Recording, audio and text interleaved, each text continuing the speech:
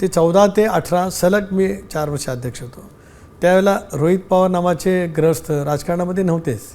शरदचंद्र पवारांनंतरचे त्यांच्यामध्ये तुमच्यात आणि त्यांच्यात खूप विसंवाद आहे अशा स्वरूपाचं एक चित्र तयार होतं. म्हणजे आम्ही तरी ऐकतो की सुप्रिया सुळे आणि तुमच्यात विसंवाद आहे, रोहित पवार आणि तुमच्यात विसंवाद आहे. तुम्ही प्रदेशाध्यक्ष असताना रोहित पवार अनेक ठिकाणी खोडा घालत होते, सुप्रिया सुळे अनेक ठिकाणी निर्णयाला मान्यता देत नव्हत्या किंवा विरोध करत होत्या. हा विसंवाद आहे तुमच्या दोघांमध्ये? बघा 2014 ते 18 मी प्रदेशाध्यक्ष होतो एकत्रित. आदरणीय पवार साहेबांनी माझी नेमणूक केली होती. मी त्यावेळेला स्वतःहून संघटनेमध्ये काम करण्याची माझी इच्छा वर्तवली होती आणि साहेबांनी आणि दादांनी मान्यता दिली. मला साहेबांनी विचारलं की दादांना माहिती आहे की नाही. दादांनी मान्यता दिली म्हणून मी राजीनामा दिला आणि मग विधानसभा निवडणुकीच्या अगोदर मी अध्यक्ष झालो. ते 14 ते 18 सलग मी 4 वर्ष अध्यक्ष होतो.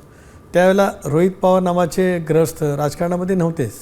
ते 19ला कर्जतमधला निवडणूक लढले आणि मग ते आले. त्यामुळे त्यांचा माझा काय संबंध, ते कार्यकर्ता मी प्रदेशाध्यक्ष असा सुद्धा लांबून सुद्धा आला नाही. ताईंचा जरूर आला, कारण ताई 2009च्या आधी 2007ला राज्यसभेवरती गेल्या. 9ला लोकसभा बारामती, 14 लोकसभा बारामती.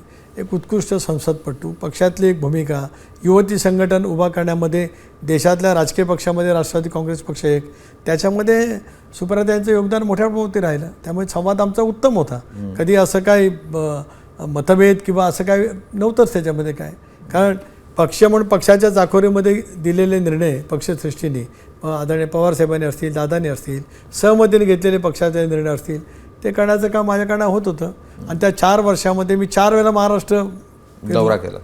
शेवटचा तर हल्लाबोलचा दौरा तर यशस्वी झाला, निवडणुकीच्या पूर्वी झालेला दौरा. तर त्याच्यामुळे तसं काय कुठे म्हणजे काय वेगळं मतभेद होते किंवा काय असं बिलकुल काय वेळेला नव्हतंच. एकत्रितपणाने मी काम करत होतो.